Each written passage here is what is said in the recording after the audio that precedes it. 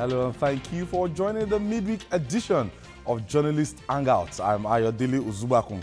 Today on the Hangout, U.S. faults Army's claim of Boko Haram defeat in the Northeast as the federal government confirms negotiation with Chibok girls release. For Chibok girls release, and later on the program, hoodlums evade Kogi Assembly, strip members naked. I'll be hanging out with Babajide Kolade Otitoju, Dari Odufookon, and Ismail Omekbidon. So if you are ready, let the hangout start now.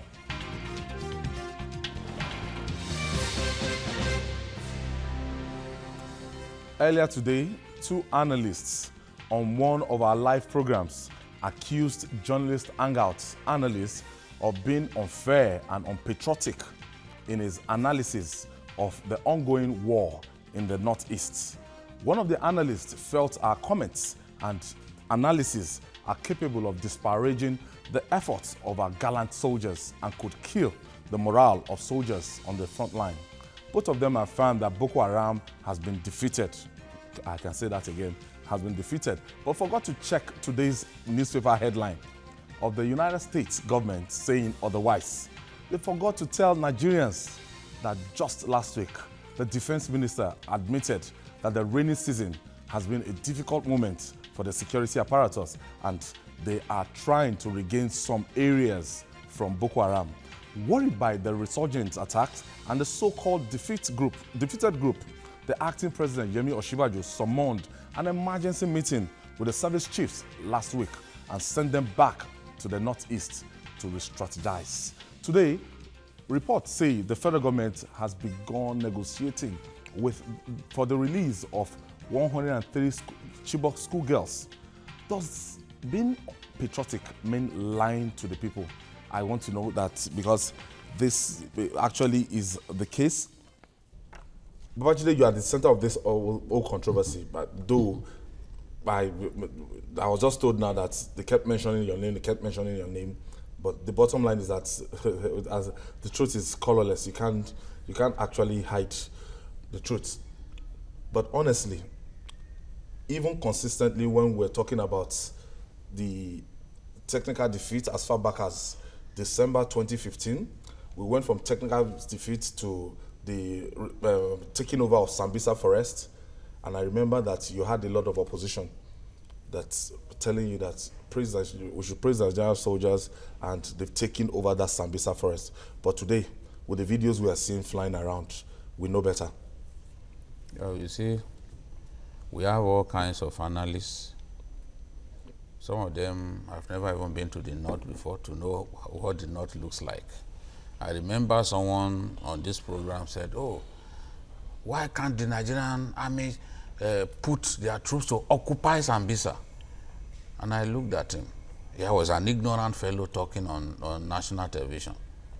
You think that Sambisa is just a small place like Ketu that the army can take over? The largest army in Africa, the Algerian army, if you pour their troops, about 2 million. 2 million. If you pour their troops into Sambisa, they cannot occupy Sambisa. Well, we are talking about a forest that stretches across 7 Nigerian states, stretching as far as Jigawa State. So what are we talking about? The sheer size of Sambisa is a big problem for the Nigerian army and for the Air Force. The Air Force, I don't think they can count how many bombs they've dropped on Sambisa. Even within the last 3 weeks, they said they have already that they have dropped 138 bombs. 108 bombs on those guys within a few weeks. And they are still there. At the time when we were boasting that we have taken over Sambisa, that woman, the wife of a pastor, Obi Ezekwesili, God bless her, she said they took us round, but we saw that the Nigerian army occupies only a small fraction of Sambisa. Given the size of the Nigerian army, they can only occupy a very infinitesimal portion of Sambisa. That is the truth. Because it's a monstrous forest. And it's not the only forest in Nigeria that is that big. Look, there is a forest that stretches from Birnin Gwari in Kaduna State right into Niger Republic. What's the name? I can't remember the name of that forest now. For Gore, No, not in Bauchi. Not the one that you have in mind is the one that stretches from Kano to even Plateau State, where cattle rustlers. This one that stretches to from Brenengwari, I can't remember the name, but people know what I'm talking about. That one as well stretches across at least 5 states. The whole Faskari and some parts of some states in, some local government in Katsina. This forest that I'm talking about passes through them. Stretching into Niger Republic. How do you police such places? Look, nobody is saying the Nigerian army has not done well. Today, the hypocrites who want me to lie to Nigerians, but who will not succeed. When Goodluck Jonathan was finding it difficult to do anything meaningful in the war against terror, they enjoyed it when Nigerian army suffered setbacks. On this program, I've shouted, I've announced to Nigerians that, look, we have heroes. There is a certain man by the name Lamidi Adeosun, who is today the commander of the Multinational Joint Task Force. He replaced Tukuru Yusuf Burate as commander of the Multinational Joint Task Force.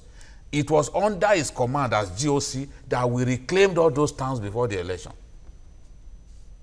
We reclaimed all the big towns. Lamidi Adeosun. Yes. We reclaimed all the big towns. Goza. If anybody tells you today that the towns were recovered after Buhari came to power, it's a lie from the pit of hell. We regained Goza, we regained Dikwa, we regained Bama, all the major towns. All the 7 local governments in Adamawa State were reclaimed before the election. And go back and check. Even Monguno, the garrison town, was reclaimed before the election. They said at that time, we were praising the army. Some people didn't enjoy it for political reasons. When you were talking about those places they reclaimed, but this analyst that came this morning, they said it was this administration that actually reclaimed those areas. Anybody who fears God. This is a man who has lived a substantial portion of his life in Borno State. Anybody who fears God will not openly come and lie. I've said it repeatedly here, that those towns, even we all have access to Google. You will see everything. The day we went to Mafa, you and I were on that entourage. The commander of the Nigerian troops in Mafa, we asked him, when was this town reclaimed? And he said, March 2015. As I've said repeatedly, the truth is like a mole. If you cover it with sand at this end, it comes out at the other end. Let's stop lying to Nigerians. I took a risk. I went to Sambisa Forest. I entered Sambisa Forest through Goneri in Yobe State. People who sit in their homes who are not prepared to take risk. When you come and tell them what's happening in the theater of war, they will say you are lying. I went to Konduga. Konduga is the most attacked town by Boko Haram. They attacked Konduga 16 times. It was in Konduga that school children were first kidnapped by Boko Haram. The School of Basic Studies before Chibok. Before Chibok. How many Nigerians knew about that? That's Jide in the Kondoga. Yes. That's the picture of the Kondoga local government. This was a day before Donald Trump won the election. Now, how many people know that Boko Haram, that Chibok guests were not the first set of students that they kidnapped? They kidnapped students of the School of Basic Studies in Konduga, took them away. Before that one happened, I went to Konduga. I took risk. I went to Buniyadi. I entered the hostel where those children were slaughtered. I wasn't just doing, I was doing this to get information so that when I talk from a position of strength. Buniyadi. This is the hostel. This is the hostel where those 40 boys were slaughtered by Boko Haram. People sit in their homes and just everybody has become, because journalists, when we face people, we say expert. Expert on what? Because somebody can go to Google and read a few lines, then he has become expert. Expert in what? Places that you do not know. Dari, when you look at this, the federal government, they are ready to negotiate with the, the rest of the Chibok girls. That's 113, and we look at what it cost us to get those girls that they've gotten so far, and we look at the resurgence of the militant right now. The firepower, is it money? What happened? What changed hand? Right now, we know that something is gingering this terrorist right now. They have something that is, you know, actually giving them a good start. So will it be prudent for us to negotiate 130 schoolgirls, and we are talking about giving them dollars, talking about giving them money? Nobody mentioned about giving them money. Nobody mentioned about giving them money. Nobody will tell you. No, I'm just painting a scenario. No, before that they when we go want out to negotiate, today, before they go out again, because the naysayers are everywhere. Before they go out to say, oh, Journalists Hangout, they said they are going to spend money. Nobody said so. So for every negotiation, there's always a basis.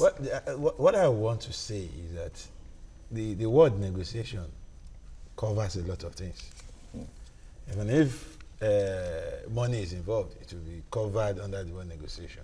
However, nobody has said dollars exchange, and even in the last one, we are yet to see anybody admitting their money exchange. They even know how to cover it in such a way that you won't find it. You will not find the traces.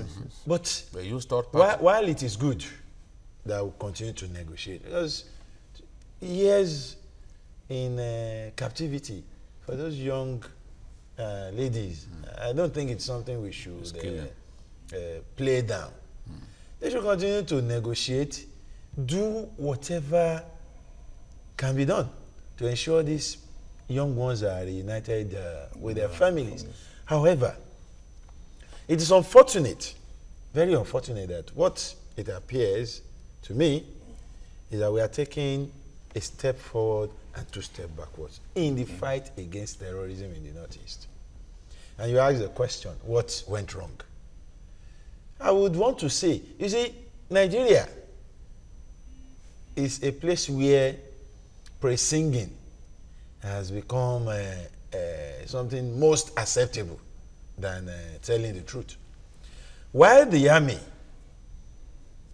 or the Nigerian military generally were at it, doing the job tenaciously, taking over territories and pushing Boko Haram back, we spoke about it.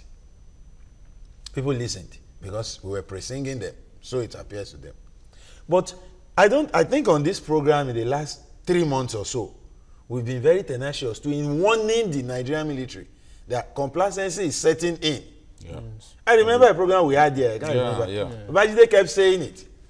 And I remember saying, if care is not taken, what took us about 2 years to gain, we will lose it in months. You see, when you fight forces that are not a real army, not organized in the sense of, you know, these are guerrilla kind of warfare, it's not always easy to fight them on a straight battle, conventional. We spoke about complacency.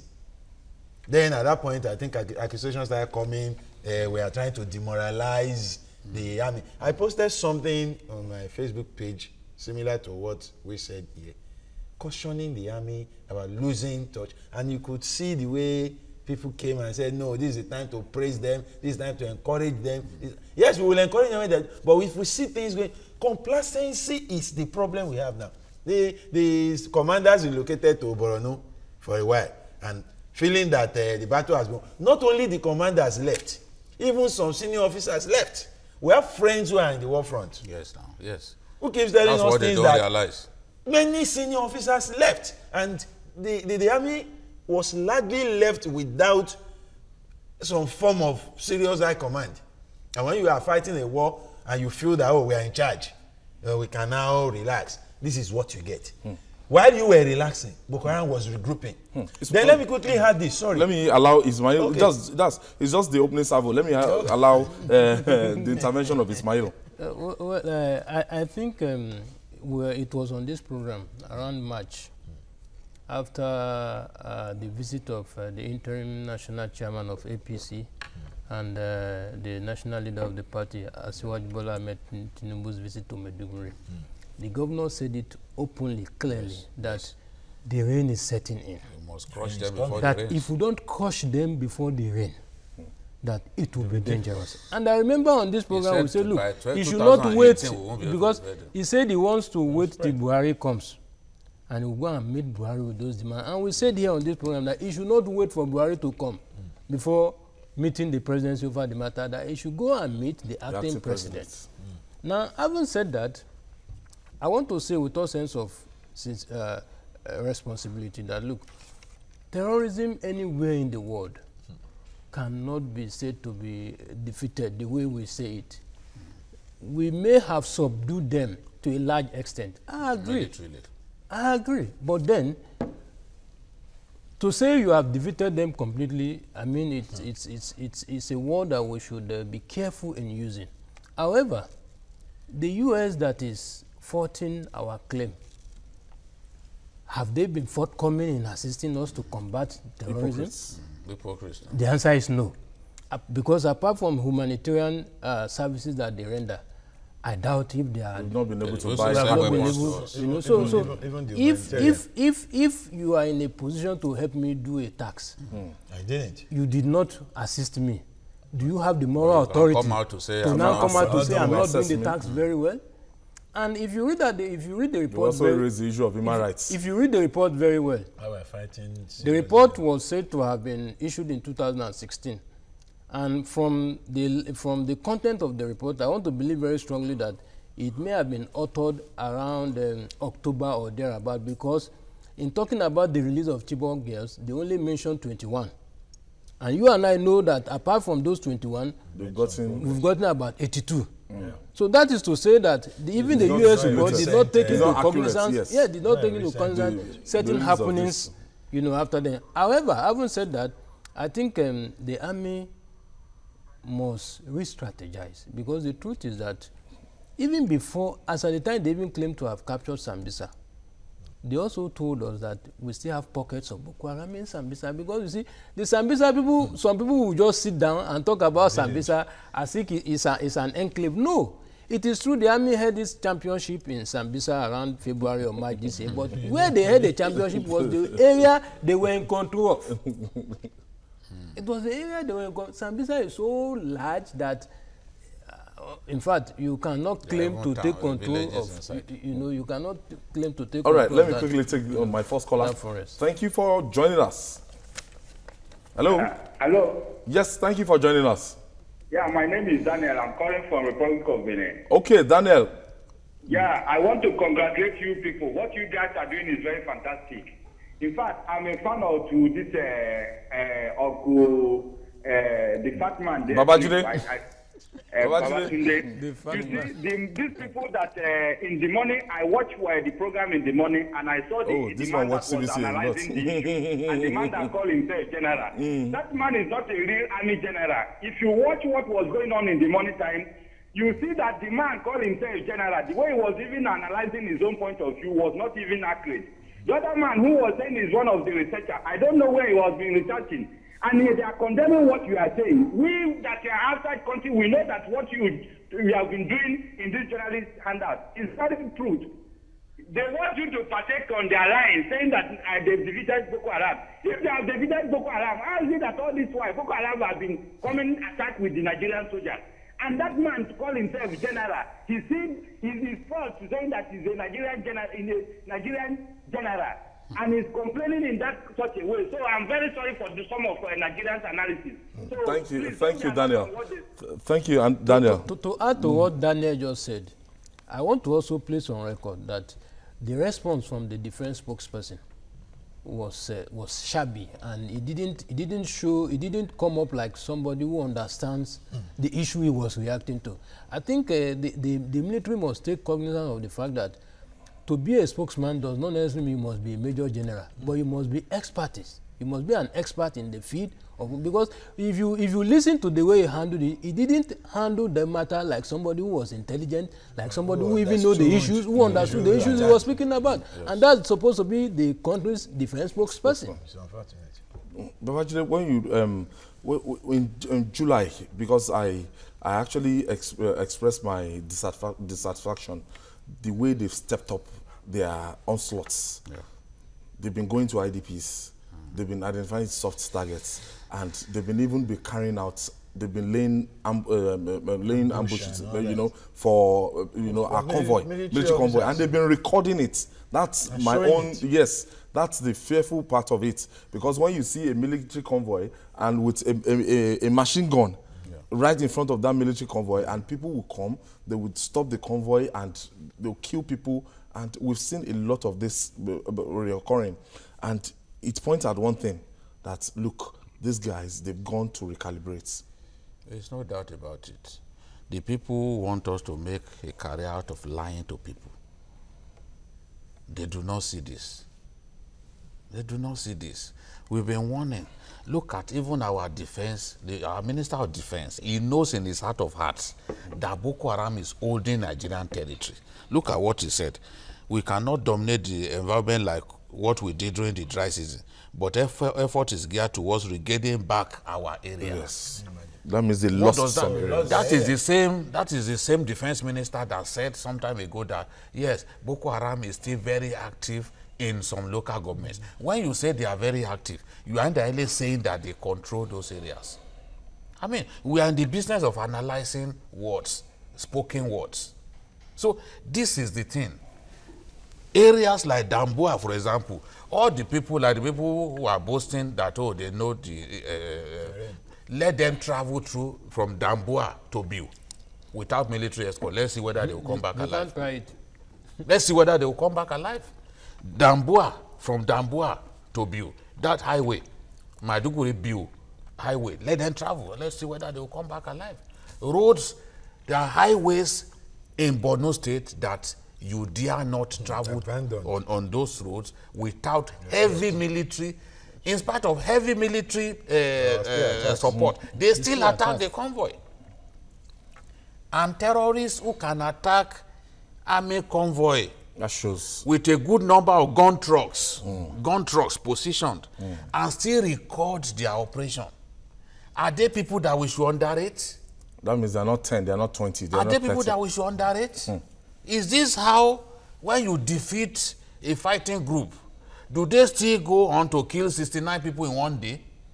When the Tamil Tigers, when the Sri Lankan army defeated Tamil Tigers after 25 years of battle, did they come back to kill troops?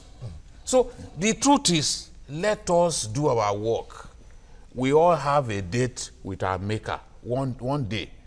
Let's do our work. We see the truth, we talk about it, we will die one day. We see the truth, we choose to button up our mouth, we will still die one day. One thing that makes me happy is that morning, people were calling in. People resident in the north were calling in to say these boys have not been defeated. And today again, you saw what happened in Madagali, where they killed the Boko Haram, attacked the village. This morning in Adamawa. Yes. So does that they are back in Adamawa. And Madagali too is close to Sambisa Forest. Okay. I have this call from Maiduguri. Umar is calling us from Maiduguri. Thank you for joining us, Umar. I want to encourage our viewers in Maiduguri, because I know we have a lot of viewers in Maiduguri. You want to describe the situation, because we have suicide bombers almost on a daily basis. Before now, we were told that they can no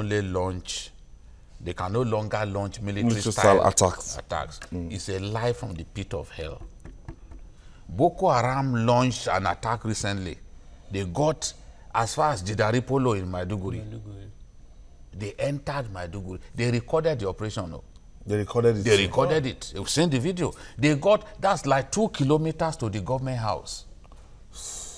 I think it was in 2014 or maybe early 2015 that they entered Maiduguri last. Because Maiduguri is the most defended city in Nigeria. No, if you talk about Jidaripolo, you are even going too far. University of Maiduguri, how far is University of Maiduguri? That's coming from Konduga area. The university is not. I finished from Unimed. There is no wall. Unimed is in the heart of the. In fact, Unimed is almost sometimes even Konduga local government claim that Unimed, it's so close.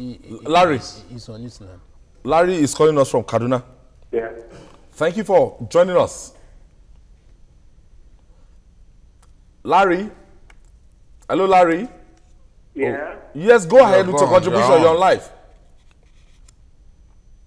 Okay, okay. All right. So, Dari, when we go back and forth, and I was talking about the closeness. Yes, the closeness. And if you in recent times, the attacks on Unimed alone have been consistent. 7 attacks this year. year. Very consistent. 7 attacks this year. Very, very consistent. That shows they want the they university want to be force, shut. They want to force the university. But the VC has refused to close I want to salute the VC for that sheer courage. Yes. For that sheer courage of saying that, look, we won't succumb to your blackmail. Because once that school is shut, it shows that we lost Borno again. We have lost it again. So I want to salute the VC for carrying, for is that place guarded down? Is that place fortified down? No. There is no wall around it. There's no wall around it. You know, you asked me. Federal government just, no wall. I think the Borno State government just released, I can't remember, is it about 50 million, no, 500 million or 50 million, I can't remember. They've started the to start the perimeter fence, because it's supposed, they were waiting for federal government funding, and the Borno State government said, look, this school is located within my territory, even though it's a federal institution, I must protect the territory. He's an exemplary governor. I have my sympathies for the wartime governor. Honestly, he's trying his best despite the pains. Aliu is calling us from Lagos. Yes. Good evening, sir. Good evening. Thank you for joining us. Good evening, sir. Also. Good evening. Good evening. Yeah, this Boko Haram issue that because this our Nigerian soldiers, let them give them more ammunition. Thank you. All right, thank you, Aliu, for that short contribution. So, Dari, moving forward now, when we want to get these girls back, because the federal government is still like very resolute in negotiating for their release, and these girls, they must come back and see their parents, and they must rehabilitate them the way they've been doing to those other people.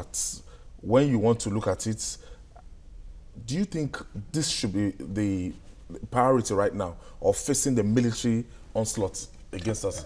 The two will have to go side by side. We can't prioritize anything over the fate of those poor girls. Yes. We cannot. And if you must know, like Rajide said, girls or pupils were kidnapped in Konduga before Chibok. Yes. But the world never knew. So Chibok girls have somehow come to become the face of what is happening in the Northeast. And while we still have some of them in captivity, we cannot underestimate the need to have them back home as soon as possible. Be that as it may, the war against Boko Haram must also be stepped up. All right, but let me take Abubakar from Zamfara State. Abu? Good evening, how are you? Good evening, thank you for joining us. Thank you. Please, I want to appreciate your program. I'm very happy on it. Thank you, Abu. But what by listening with you, I know you are not speaking something. But what by listening with you, I know you are not speaking something concerning Zamfara, Sokoto, and Kebbi. You are only based on Cattle rustlers.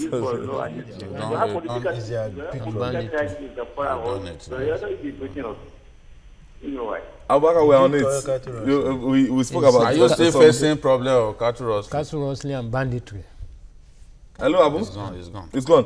Jide, finally on this one now, looking at the Boko Haram, the Boko Haram thing, and what they are trying to tell you, what they are making a kind of demand, as in, because yesterday we were talking off air, you said they weren't asking for money, they weren't asking for that. What they were asking for is, Yes, and that's to tell you that they are facing so much heat from our armed forces. They are saying that we should scale down on the attack on them. That's the faction, that's the Mama Nur faction. Is the faction that is holding on to those Unimade staff, the 2 lecturers and the driver. So, and they are saying, look, they've told us that they will release us if the army scales down on its attack on them. But of course, nobody negotiates with terrorists in this manner. The goal of everyone is to defeat terrorism. So if you are keeping people, there are still hundreds of people in their hands. If you are keeping people in your Sambisa forest, and you are asking that the army should stop attacking you, of course nobody will listen to that. Yeah, we will not. You can negotiate on other terms, but not that you will not attack. If they renounce violence against the Nigerian people, if they say, oh, we are no longer interested in killing innocent Nigerians, if we are no longer interested in killing soldiers, and of course Mama and Noor, this faction, their goal is to kill soldiers and policemen and Christians. They announced it in August last year. So if they will stop their terrorist activities, yes, we can negotiate and say, okay, we will stop these bombings. But for now, you are holding on illegally to some parts of Nigeria in your hands. At least 3 local governments in Borno State. They are very active. They are holding on to villages in those places. You are holding on to our people, the people that you seized, innocent people, you seized them, and you are saying the army should not attack you. That will not happen. Nobody gets into such negotiations. So the attack on them will not stop. They can negotiate to get those so-called the abductees, get them out of their hands. But Nigeria will not negotiate with terrorists and say we will stop bombing you. Ismail, your final take on this? Well, like the 2 speakers before me said, I'm not averse to negotiation, at least that will lead to the release of Chibok girls. But the military must step up its activities on this Boko Haram, because it appears that after gaining some grounds, we went back to relax. I agree that as a result of their operations, social life returned to Maiduguri, people hang out at night, anyhow. I agree, absolutely, there is peace. But then we must not say because we have achieved that, and it appears that is normal with us. Once we get a relief, we become complacent. We forget about the parents over there. I think they must step up the attack on Boko Haram and make sure that even if they are able to gain upper hand this time around, they must be consistent until the total victory is secured. And I All right. believe that we have to leave it there. And on the final note, I have to just really say this again, that everybody here, my panelists on Journalists Hangout, that we support the Nigerian Army 100%. If there's anything like 120% support, we support. You can see Babajide with the spokesman of the Nigerian Army, that's Colonel Sani Usman. We are proud of them. We appreciate what they're doing. We don't want them to rest on their oars, and it's not yet we tell them the truth. Yes, but we always say our responsibility, we owe the people of Nigeria, our responsibility is to tell Nigerians the truth as always. We have the right to inform them, and we're not giving to any form of propaganda. When it's good for us to give them a pat at the back, we give it to them. And if you have to, yes, as we did that day, and that's Sani Usman. And still to come, hoodlums invade Kogi House of Assembly, strip member naked. Stay with us. It's still Journalists Hangout. We'll be right back.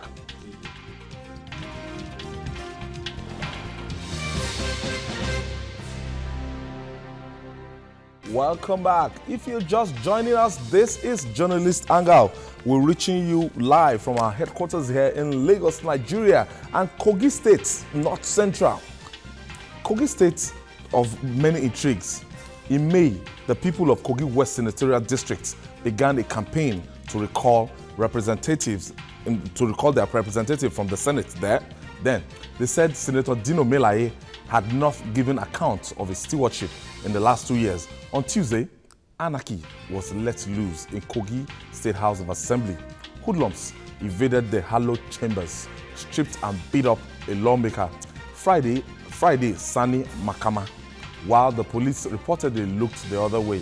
Sadly, the battle for political dominance takes center stage. The people suffer. Civil servants are still being owed salaries, just as infrastructure decay stares everyone in the face. When will Kogi State be in the news for the right reason? I don't know. Let me start from you, Dari. let me start from you, Dari. Kogi is adopted. This is an intentional attempt to draw me into a fray with my big brother. Because I will start by saying Kogi again, and I will look in this direction. Okay. So it's unfortunate. What happened? Just well, I think what happened, you just said it, is political struggle for dominance. And unfortunately, I think our brother and friend, the Ajekun Yakrona, will be laughing as this is happening, because before this development, the gladiators in this current crisis teamed up to face him as a common enemy while the recall saga lasted. The assembly is one place where Dino lacks any form of support. However, what has just happened is a return to the trenches by the earlier gladiators. The two factions, one led by the man who would have been governor if Bello had not been governor, or honorable in the House of Representative, and those loyal to Bello. The assembly has been polarized all the while. What has been happening in Kogi State House Assembly is some form of resolution by the members. I was opportune to speak with some of the principal officers some months ago, and in an interview, one of them did say that they have resolved that they will not allow governance to suffer while playing politics. So the speaker has been able to manage the scenario to a large extent. However, that gave way when the issue of we need to check how much has been paid to pensioners came up. The governor, one area he boasts regularly, is talking about he has taken care, used government resources to take care of pensioners, and he has paid so much for unpaid pension. And then I think the assembly started asking questions. A committee was saddled with that. The finance commissioner was summoned, and perhaps some discrepancies were noticed. The sitting that was disrupted was actually to continue that process. And it was reported that the governor was in that chamber earlier in the morning with the state police commissioner to speak with the lawmakers. Perhaps to pacify discussion was not yield required or expected outcome. And he left. The sitting was midway. Thugs. This is becoming something that is synonymous with Kogi State, and it's unfortunate. Thugs. You see, we've seen lawmakers fight themselves in Nigeria. We've even seen lawmakers use objects against themselves. Whatever happens in the yellow chamber can be defended by law between or among lawmakers. How do we explain? I don't think I've heard of this before. Talk successfully. It's been happening. Well, even in those states, it happened. Gain entrance. They said the assembly big top people. Even in your state, if you recall, under Ladoya, it was a talk that hit the gavel to announce the sacking of the governor. He was the one that hit the gavel. So that's exactly what happened. They walked in, and the sad aspect of it, so the bad aspect of it. They didn't have security there? Policemen were stationed. They overwhelmed the policemen. Well, they were just watching. They because couldn't do anything because the sheer number of the crowd of people who came will show you that it was an organized thing. But you see, even if the police are capable of looking on, if they so wish, they will just look on. Say, okay, leave them alone. If the instruction is to look on, the instruction is just look on. Don't get involved. Leave them. And then they can defend. They can do that. They can do so that means the thugs, the police might have that brief look the on. Police, the guys, you see, he felt that the speaker felt that, look, with the policemen and the gate, that there was no problem. Protected. But the gate was locked against him. That was what allowed the thugs to smash his car, destroy his car. He couldn't even leave. He was locked in. And lawmakers had to scale and policemen were at the fence. Majority of the lawmakers left scaling the fence at the back of the assembly. When you see policemen, you see the presence of policemen, it's supposed to give you some confidence. It's like you are traveling on a lonely highway, you know, lonely interstate highway, and you feel like urinating. When you will hold on to it. When you get to checkpoints. Even if you hold on to it until your bladder almost bursts. Until you get to a checkpoint. You want to get to a checkpoint first before you go and empty the content of your bladder. Because the presence of policemen or even soldiers was usually reassuring. You feel that nobody will come out from the bush and rob you. But when you have policemen positioned in front of the assembly, in front of the Kogi State House of Assembly, and you think that they are there to protect you, they are there to supervise the beating, and it turned out that they supervised. They supervised it. Because if you just fold your arms and watch it, somebody is slapping somebody beside you, and you shall not come to you become journalists. Unfortunately, it's not only in Kogi that you have scenarios like that. Okay. You know, most of these police people, these policemen, they know the thugs and they know their principals. I recall 2001 when Sheriff was preparing to dislodge the late Malakachala. Malakachala. Each time we go out for functions, the thugs of Malakachala and that of Sheriff, they engage themselves openly. And the police, the leader of the police team will now invite the leader and say, you know, settle yourselves. It's not a matter of arresting them. There was one particular leader, and not told the police. supposed to decide on them. Why will you be telling them to settle them? He's begging them to settle. He said, look, we know what we are doing. We know what we are Don't get involved. Don't stick your neck. That is the level. Look at Kaduna, for example. It was a DPO that led thugs into the NUJ premises to beat up senators. In Kaduna? Yes, in Kaduna. You understand, you know? Part of what is still discussed yesterday. Coming to Kogi, the man that was beaten up Friday, Sunday, if you have been following his antecedent, he was at a point with Bello.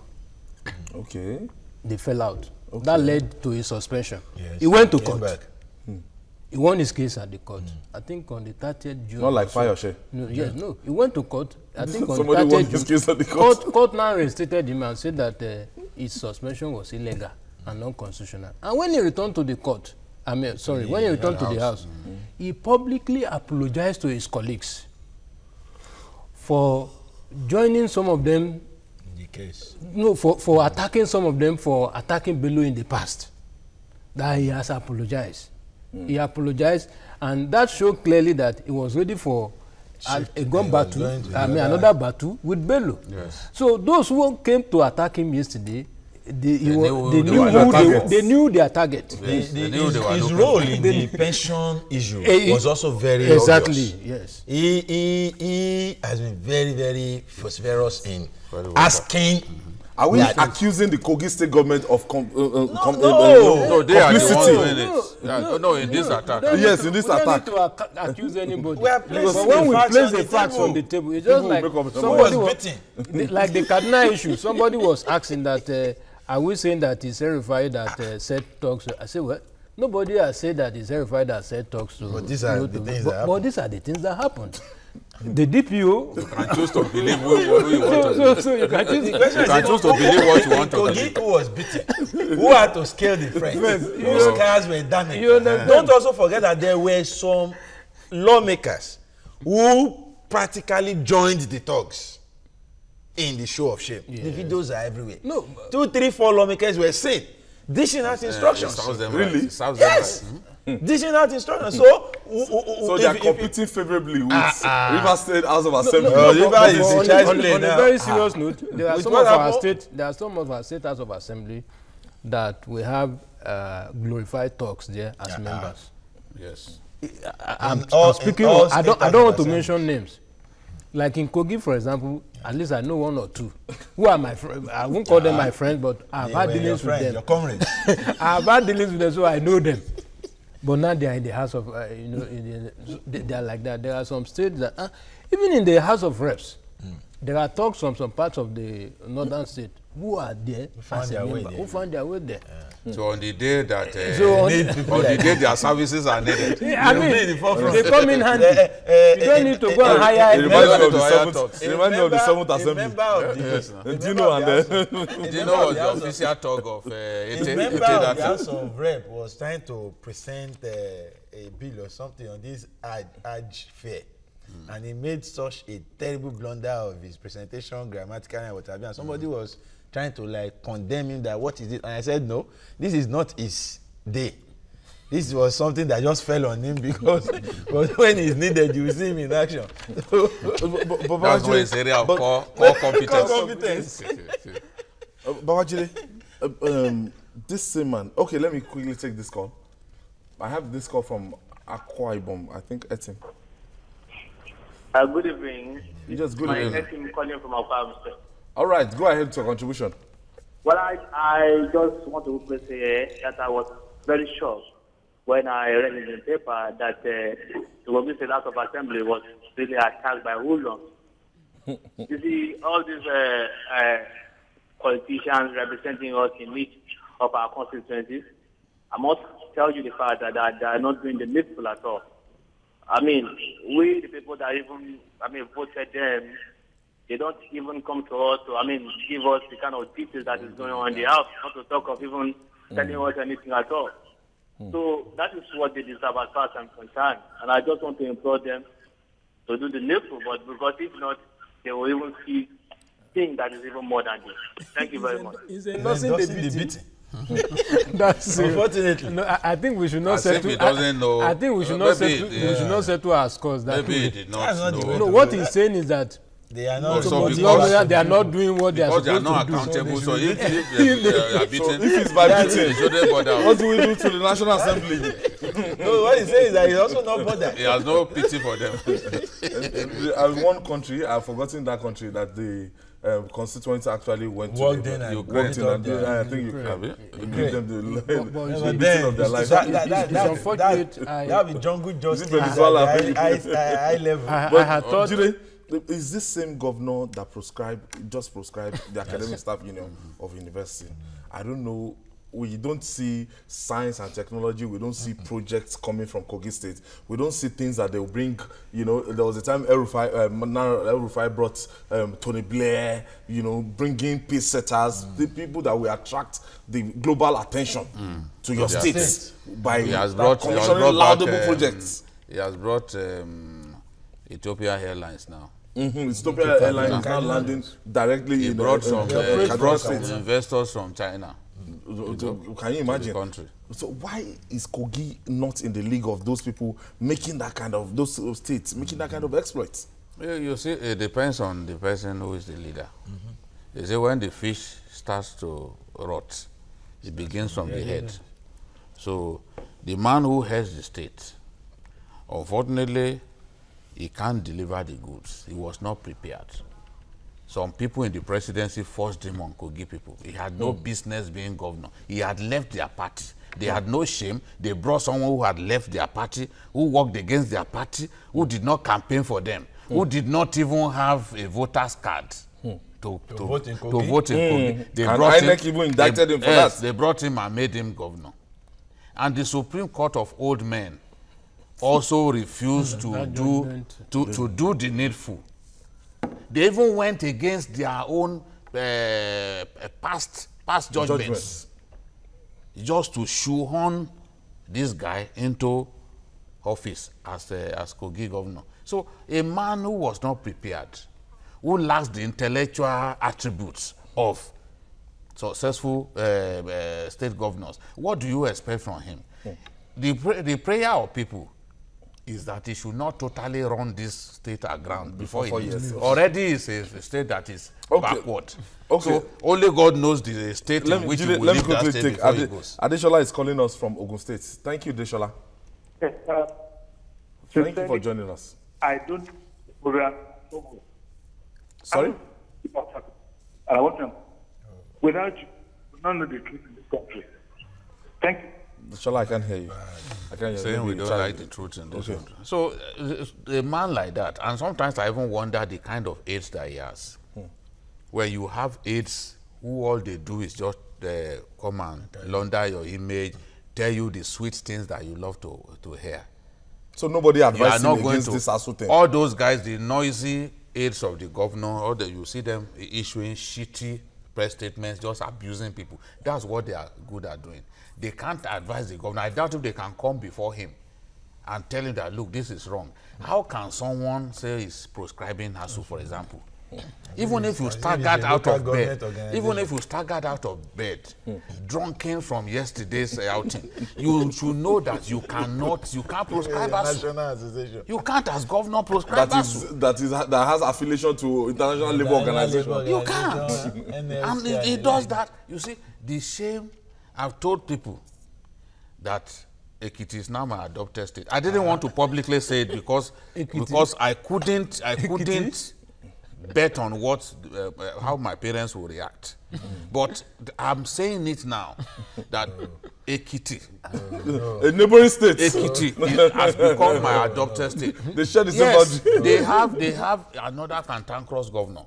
But look, I think the shame from Fawoshe is even more manageable than that of Kogi. So I've adopted Omuwoke Ekiti as my hometown, and I've adopted it's not far from Ekiti as my state. I can easily walk in. I can walk from that place. Yes, I can walk. It's a boundary. I can walk with my load on my head. I can walk to my hometown. You're asking me if it's the situation. No. Look, you need to cope with the aberration that is called Dinomelaye first. In your constituency, senatorial district. That is the aberration. So I think you saw the pictures of him, the infantile pictures that he took. You know, he put expensive wine in his front, just like somebody, and Larry, just put it like that. I'm coping with that one already. That's enough pain. It's enough pain. It's enough embarrassment. It's enough embarrassment. People like Trude Olusunle, the fantastic people who have come from that state. Pius, Adesomi, and the rest of them. How do they live with the utter shame, with the mortal shame of having this kind of people as our leaders? You think it's easy?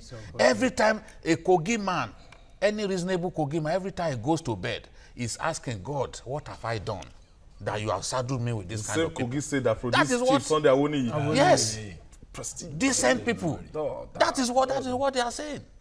That is what, when they go to bed with an inner pain.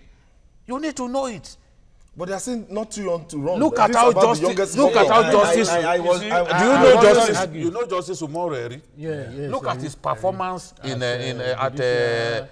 National Judicial Institute. Look at his performance. A pride of our state. And those old men will sit back and watch what is going on. General Jemigbo. And they'll be watching what is going on. You think they're happy? This young, not too young. Just said something. Bello is 42. No, see, he will be 42. Not too young 42. Yes. See, I've always said it that look, age is not a yardstick for performance at all. And there are instances we can draw immediately. Jigawa State. Saminu Turaki was governor in 34. About 30 something. He spent 8 years. Sule Lamido became governor at 60 something. Go and look at what Sule Lamido did in 8 years and compare with what Saminu. In fact, Sule Lamido practically started building the state from the scratch. That one was doing IT. It was doing information technology. Fake. I was talking about Gomarabi. Before Sule Lamido became governor, to eat a fresh bread in Duse, you travel to Kano. Civil servants. I visit them regularly. Jigawa civil servants. They come from Kano. They were not living in. They come from Kano to come to work. They were living in Kano. To come to work in Jigawa. You see, when we talk Sule had to rebuild that town. He built houses even for civil servants to stay. They built estates. When we talk about this not too young to run thing, I think we've had a fair share of young leaders who have disappointed us. Yes, thoroughly disappointing. You can start from 1999 and start picking.